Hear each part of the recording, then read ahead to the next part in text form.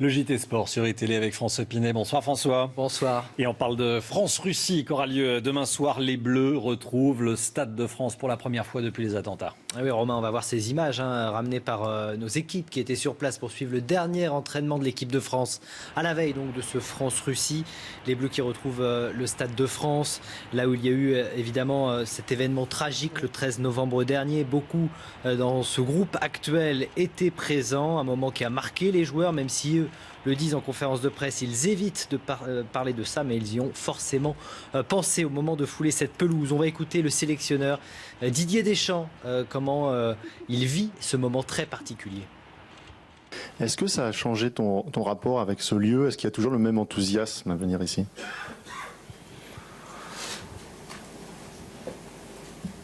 Oui, parce que c'est notre stade.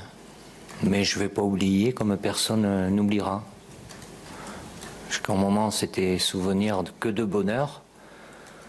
Maintenant, c'est pas que du bonheur non plus, mais il faut se rappeler du positif, et en sachant que ce qui est arrivé, j'espère que ça n'arrivera plus jamais. Alors 65 000 personnes sont attendues pour suivre ce France-Russie demain au Stade de France. Des mesures de sécurité évidemment exceptionnelles pour cette rencontre. Il faudra arriver tôt au Stade de France. C'est ce que nous dit Olivier Le Foll qui est au stade. Oui, alors même si les attentats se sont déroulés il y a 4 mois et demi et même s'il y a eu des matchs de rugby pour le tournoi Destination qui se sont parfaitement organisés ici, on porte une attention toute particulière à ce retour de l'équipe de France de football pour la première fois dans son stade depuis les attentats. Alors forcément, les mesures de sécurité ont été renforcées. On est quasiment en mode euro. Ça veut dire 700 stadiers à l'intérieur de l'enceinte dionysienne et puis un double cordon de sécurité à l'extérieur avec des effectifs doublés. On sera pas loin du millier d'unités pour la présence policière. Ça veut dire que les supporters qui vont venir demain par les transports notamment vont devoir dès la sortie du RER justifier d'un billet et d'une pièce d'identité avant de traverser une autre vague de contrôle pour accéder aux grilles du stade.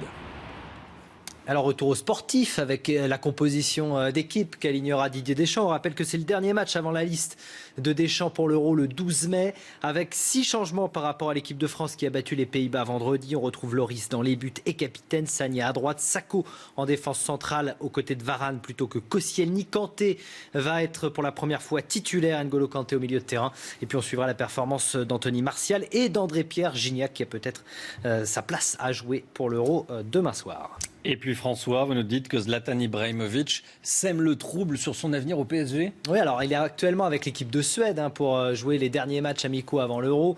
L'attaquant suédois qu'on a vu très en forme à l'entraînement avant d'affronter la République tchèque, très en forme également en conférence de presse puisqu'il a déclaré qu'il voulait pourquoi pas jouer avec l'équipe une équipe anglaise en première ligue, mais il est revenu un petit peu sur une chaîne suédoise sur ses propos en disant peut-être que je vais arrêter ma carrière, tout simplement personne ne pensait à cette possibilité, je préférais quitter le très haut niveau en étant au top. Voilà, on n'en sait pas plus avec Zlatan Ibrahimovic. Une image de l'équipe de France Espoir maintenant. C'était ce soir au Mans, un match nul qui complique un petit peu les affaires de Pierre Mankowski dans les qualifications de l'Euro 2017. Match nul face à la Macédoine. Un but partout, vertu du score pour les Macédoniens. Égalisation contre son camp d'un défenseur de l'équipe de Macédoine. La France qui ne va pas réussir à gagner, mais qui reste quand même premier de son groupe. 2 points d'avance sur l'Islande. L'Islande qui compte un match en retard. On rappelle que seul le premier est qualifié directement pour l'Euro 2017. On passe au tennis, oui, avec un exploit et une déception au tournoi de Miami pour les Français. Alors l'exploit, c'était Lucas Pouille qui a sorti David Ferrer, numéro 8 mondial. La déception, on vient de l'apprendre, c'est Joe-Wilfried Tsonga, battu au 3e tour du tournoi de Miami par l'Espagnol Roberto Bautista Agut, 18e mondial, 2-6, 6-3, 7-6. À noter aussi la sortie battue Serena Williams, tenante du titre de Miami, battue en 8e de finale par Agnieszka Radwanska. Elle n'avait plus perdu depuis 2012 à Miami. Ça, c'est l'événement du côté de la Floride. Merci François. Restez bien avec nous dans un instant, le duel.